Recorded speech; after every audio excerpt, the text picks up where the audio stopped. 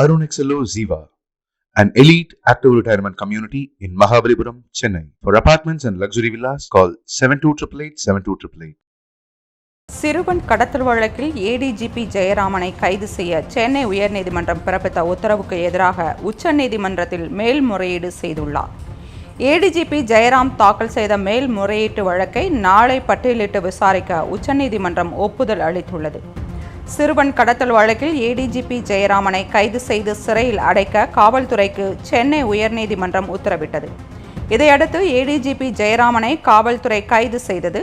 கடத்தலுக்கு ஏடிஜிபி ஜெயராம் தனது காரை கொடுத்து அனுப்பியுள்ளார் என்று நீதிபதி வேல்முருகன் தெரிவித்திருந்தார். சிறுவன் கடத்தல் வழக்கில் கைது செய்யப்பட்ட ஏடிஜிபி ஜெயராமை பணியிடை நீக்கம் செய்து உள்துறை செயலர் உத்தரவிட்டிருந்தார்.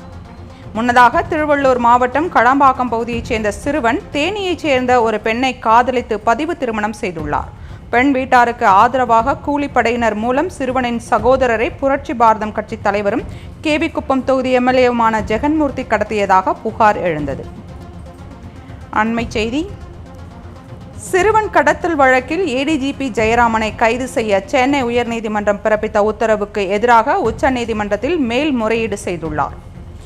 ஏடிஜிபி ஜெயராமன் தாக்கல் செய்த மேல்முறையீட்டு வழக்கை நாளை பட்டியலிட்டு விசாரிக்க உச்சநீதிமன்றம் ஒப்புதல் அளித்துள்ளது. சிறுவன் கடத்தல் வழக்கில் ஏடிஜிபி ஜெயராமனை கைது செய்து சிறையில் அடைக்க காவல்துறைக்கு சென்னை உயர்நீதிமன்றம் உத்தரவிட்டது.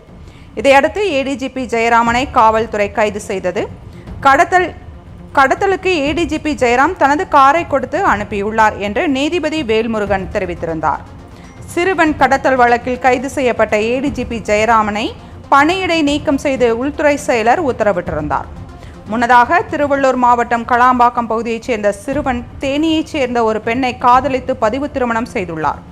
பெண் வீட்டாருக்கு ஆதரவாக கூலிப்படையினர் மூலம் சிறுவனின் சகோதரரை புரட்சி பாரதம் கட்சி தலைவரும் கேவிக்குப்பம் தொகுதி எம்எல்ஏவுமான ஜெகன்மூர்த்தி கடத்தியதாக புகார் எழுந்தது.